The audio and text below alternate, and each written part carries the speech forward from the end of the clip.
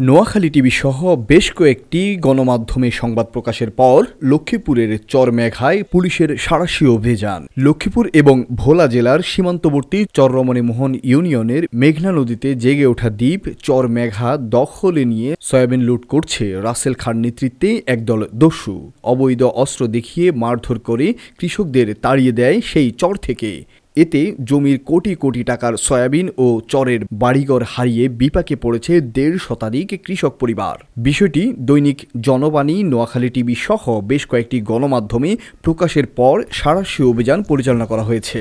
গত রোববার সকালে ঘটনাস্থল পরিদর্শনে যান জেলা প্রশাসন ও জেলা পুলিশের প্রতিনিধি দল। এ সময় রাসেল খাঁ সহ অন্যান্য অভিযুক্তরা পালিয়ে যাওয়ায় তাদেরকে আটক বা জিজ্ঞাসা করা সম্ভব হয়নি। রাসেল খাঁর নেতৃত্বে দখলে থাকা চররমণীমোহন ইউনিয়ন ওই দ্বীপ চরমেঘা এবং চরকাসিয়া সরজমিনে পরিদর্শনে যান অতিরিক্ত পুলিশ সুপার ক্রাইম অ্যান্ড আপস মোহাম্মদ হাসান মুস্তফা স্বপন, সদর উপজেলা সহকারী কমিশনার অভিদাস, সদর থানার ভারপ্রাপ্ত কর্মকর্তা সাইফুদ্দিন আনোয়ার, স্থানীয় ইউপি চেয়ারম্যান আবু ইউসুফ সোয়াল সহ জেলা প্রশাসন ও পুলিশ প্রশাসনের একটি বিশেষ টিম ঘটনাস্থল পরিদর্শন করে অতিরিক্ত পুলিশ সুপার মোহাম্মদ হাসান মুস্তফা স্বপন বলেন, আমরা যে স্থানে আজকে আমরা অভিযান পরিচালনা করেছি এটা মূলত লক্ষ্মীপুরের পক্ষ থেকে বলা হচ্ছে চরমেঘা, এবং ভোলার যারা আছে তারা এটা বলছে যে ভোলার চর।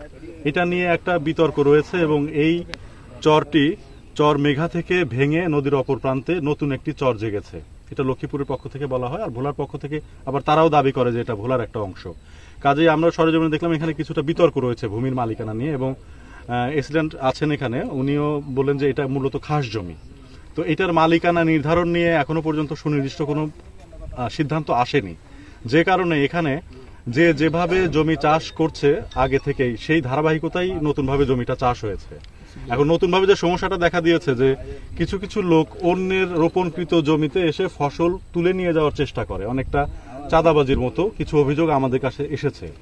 আমরা আজকে পর্যাপ্ত সংখ্যক পুলিশ এবং প্রশাসনের কর্তা ব্যক্তি সহ এখানে আমরা আসলাম একটা মেসেজ দেওয়ার জন্য যে ভূমি যার দখলে রয়েছে, যেখানে ফসল রোপণ করেছেন, উনি আপাতত এটা উত্তোলন করবেন।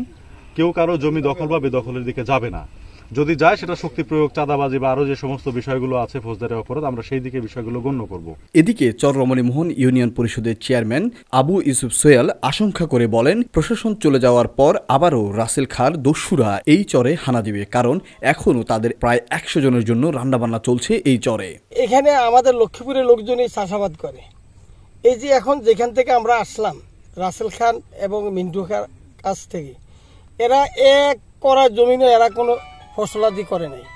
যে আমি দুঃখের বিষয়ে বলতে চাই, এখানে আমাদের অনেক প্রশাসন আসছে, তো এরা গৃহস্থী করে নাই, কোনো চাষাবাদ করে না। তারা এখানে এই যে অন্তত ৩টা ডেক দিয়ে ভাত রান্নার প্রয়োজনটা কি? ১০০ লোকের খাবার। কিন্তু এরা আমরা যাওয়ার পরে, হয়তো আপনারা বা আমরা বা প্রশাসন যাওয়ার পরে এই যে যারা নিরীহ জনসাধারণ যারা এই সয়াবিন করছে বা উঠাইতে আছে, এগুলো আবার এরা নিয়ে যাবে। কিন্তু আমরা যাওয়ার সাথে সাথে একটা অঘটন ঘটে যাবে, এতে কোনো রকম সন্দেহ নাই। এদিকে ওই চরে উপস্থিত থাকা রাসেল খাঁর চাচা পরিচয় দেওয়া এক ব্যক্তি বলেন, রাসেল খাঁর বিরুদ্ধে আনিত অভিযোগ মিথ্যে। রাসেল খাঁ শুধুমাত্র তার চাষাবাদ করা ফসলে নিয়ে গেছে। না, লুটপাট করে না, এটা মিথ্যা কথা। যদি লুটপাট করে এটা সম্পূর্ণ দায় আমি। যদি লুটপাট কেউ এমন প্রমাণ দিতে পারে এখানে অমুকের লুট, অমুকের একটা হাঁস নিয়ে খেয়ে লিছে, অমুকের উপর জুলুম করছে, অমুকের উপর অত্যাচার করছে, এটার জন্য আমি এই 2 দিনের জন্য, এই 72 ঘন্টার জন্য আমি দায়ী। যদি কেউ কোনো অত্যাচার করে থাকে। সাফায়াত সাকিব, নোয়াখালী টিভি, লক্ষ্মীপুর। লক্ষ্মীপুর আইডিয়াল আলিম মাদ্রাসা জাগতিক ও নৈতিক ইসলামী শিক্ষার সমন্বয়ে আপনার সন্তানকে সৎ, যোগ্য, আলেমে দ্বীন ও দেশপ্রেমিক সুনাগরিক হিসেবে গড়ে তোলার অঙ্গীকার নিয়ে লক্ষ্মীপুর আইডিয়াল আলিম মাদ্রাসা আছে আপনার পাশে।